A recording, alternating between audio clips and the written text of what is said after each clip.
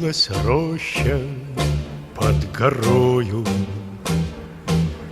и вместе с ней горел закат. Нас оставалось только двое из 18 ребят. Как много их друзей хороших лежать осталось в темноте у незнакомого поселка на безымянной высоте. У незнакомого поселка на безымянной высоте.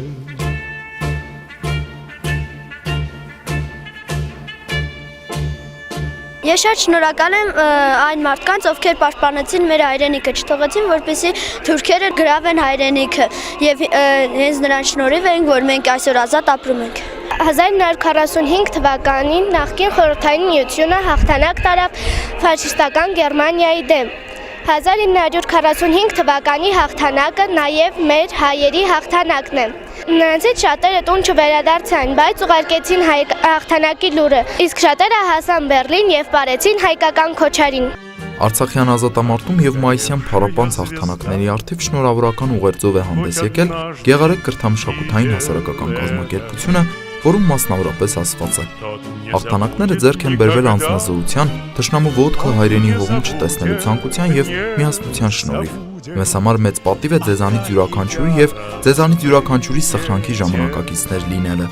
Մենք խոնարհվում ենք Արցախն իրենց արյան եւ կյանքի գնով ազատագրած հայրենիների առջեւ, խոնարհվում ենք նրանց մայրերի առջեւ, քանզի այդպիսի զավակներ ունենալը եւս սխրանք է եւ հերոսություն։ Հայրենական մեծ պատերազմի ժամանակ հայ ժողովուրդը իր մեծ ներդրումն ունեցավ եւ քաջաբար պայքարեց անուն խաղաղությամբ։ Ես այսօր շնորհավորում եմ բոլոր քաջ մարտիկներին, որոնք կռվել են հանուն հայրենիքի խաղաղության։ Շնորհավորում ենք բոլոր մեր վետերաններին,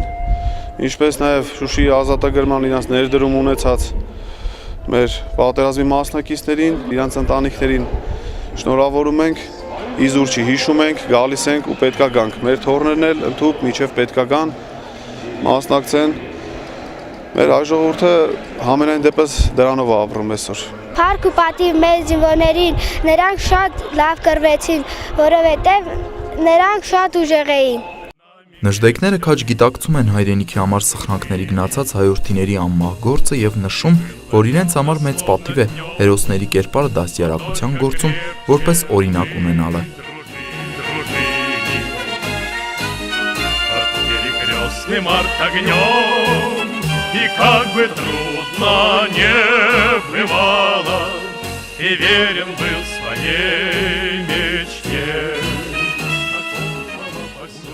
Տիգրան Օվակիմյան, Ֆելիքս Ղազարյան, Գեղամա օր։